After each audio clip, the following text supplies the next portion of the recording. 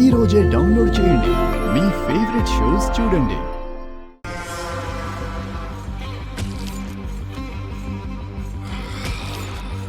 జాను, నువ్వు చాలా హాట్గా ఉన్నావు.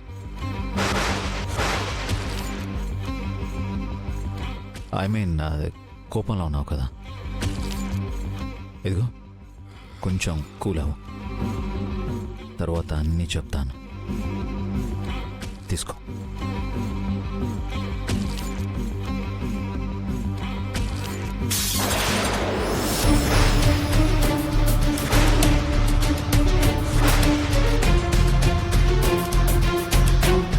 అక్కడ మా నాన్న హాస్పిటల్లో సీరియస్ గా ఉన్నారని తెలిసాక నేను ఇక్కడ ఒక్కదాన్ని ఎంత కంగారు పడ్డానో తెలుసా? అటు డోర్ ఓపెన్ అవ్వదు. నేను నాన్నకేమవుతుందో అని భయపడి చచ్చిపోయాను.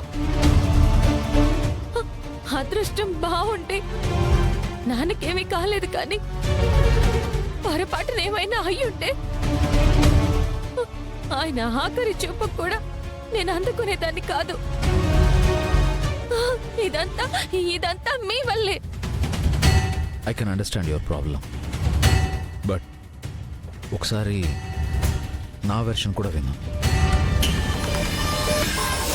Janu, yes Janu, I did a mistake Janu. కానీ నేనెక్కడున్నా, ఎలా ఉన్నా 24/7 నీ గురించి ఆలోచిస్తూ నీకేం కావాలో నీకంటే ముందే తెలుసుకుని నీకోసం తెచ్చిపెడుతున్నాను. నీకిష్టమైన ఫుడ్, నచ్చిన బట్టలు, కోరుకున్న నగలు, కావాల్సినంత డబ్బు, అన్నీ ఇస్తున్నాను జాను. అది బాధ్యతగా ఫీల్ అవుతున్నాను జాను.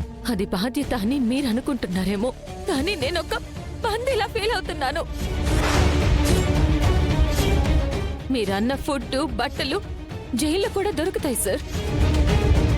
మీరు కూడా నన్ను ఒక ఖైదీని చేసి ఈ ఇల్లు అని జైల్లో పెట్టి తిండి, బట్టలు, సెక్యూరిటీ అన్నీ ఇస్తే జాను హ్యాపీగా ఉంటుంది అని అనుకుంటున్నారా?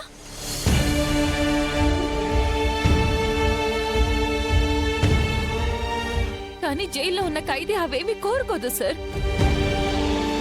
తనకి కావాల్సింది స్వేచ్ఛ మాత్రమే. మనిషికి సంతోషం అనేది ఫ్రీడంలో ఉంటుంది సార్. ఇలా తాళ వేసి బంధించడంలో ఉండదు. జాను, ఈ జైలర్ కాదు. నువ్వు జైల్లో లేవు జాను. ఇదంతా నీకోసం చేశాను జాను. నీ మీద ప్రేమతోనే చేశాను జాను. నన్ను నాలాగా నాకు నచ్చినట్టుగా స్వేచ్ఛ లేకుండా బంధించి నా ఆనందాన్ని కోరుకుంటే అది ప్రేమ సార్. ఇది కాదు, ఇది ప్రేమ కానే కాదు. నాకదంతా తెలియదు జాను. నేను ఇలాగే ఉంటాను. నేను నాలాగే ఉంటాను. నా ప్రేమ ఇలాగే ఉంటుంది జాను. మీరు ఇలానే ఉంటారా? మీ ప్రేమ ఇలాగే ఉంటుందా? సరే అయితే నేను నా దారిని వెళ్తాను, మీ దారి మీరు చూసుకోండి.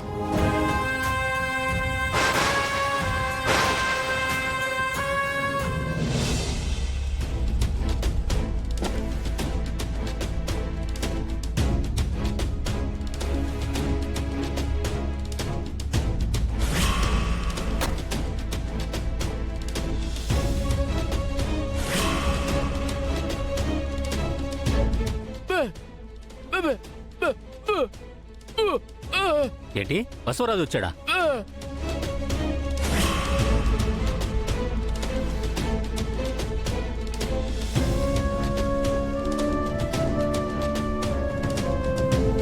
ఖుషి, నమస్కారం. కూర్చోండి మావయ్య గారు. అన్నయ్య గారు నమస్కారం, కూర్చోండి.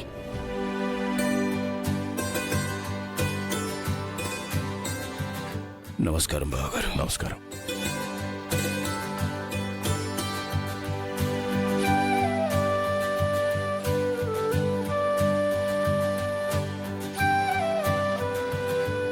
అమ్మవాణి మీ బాబాయ్ గారికి కాఫీ తీసుకురామ్మా. సరే అత్తయ్య. ఆహా పర్లేదమ్మా, ఇప్పుడే వద్దు. ఇప్పుడు ఎలా ఉంది శ్రీనివాస్ గారు?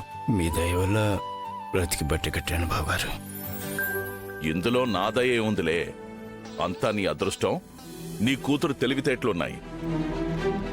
మీరు ఆ 10 లక్షలు ఇచ్చుండకపోతే నేను ఇంటికి ఇలా తిరిగి వచ్చేవాడిని కాదేమో.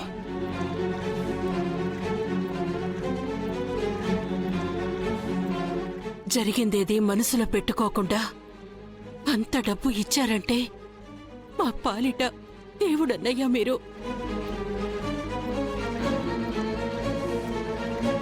అంటే తులసి అసలు విషయం ఇంకా చెప్పలేదన్నమాట. నాకు యాక్సిడెంట్ అయిందన్న బాధ కంటే మీ రుణం ఎలా తీర్చుకోగలననే దిగులే ఎక్కువగా ఉంది. రుణాలు గిణాలు ఏమీ లేవు, మనదంతా ఇచ్చి పుచ్చుకోవడమే.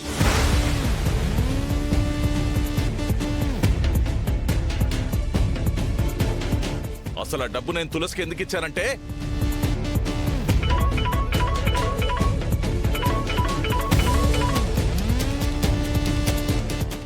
హలో రాజారెడ్డి గారు, చెప్పండి చెప్పండి. ఒక్క నిమిషం అండి. అయ్యయ్యో అంతా ఏం లేదండి.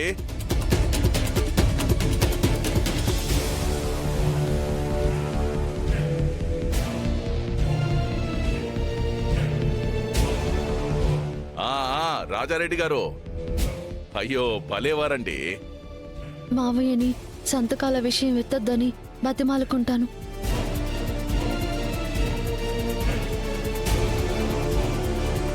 అయ్యో నేను చూసుకుంటాను కదా, మీరేం కంగారు పడకండి.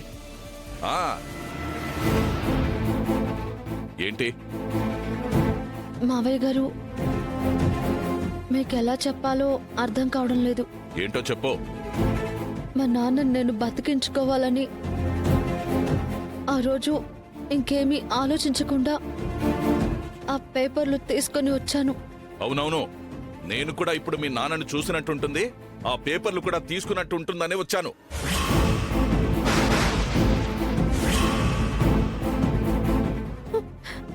నన్ను క్షమించండి మామయ్య. అన్నయ్యని వదినని విడగొట్టాలని నాకే కాదు, ఈ ఇంట్లో ఎవరికీ లేదు. మీకు దండం పెడతాను మామయ్య. అగ్రిమెంట్ పేపర్లు సంతకాల విషయం మా వాళ్ళకి చెప్పొద్దు. ఏంటి మా పొలిటీషియన్స్ లాగే నువ్వు కూడా మాట మారుస్తున్నావు? అయ్యో అలా ఏం లేదు మావయ్య, నన్ను క్షమించండి.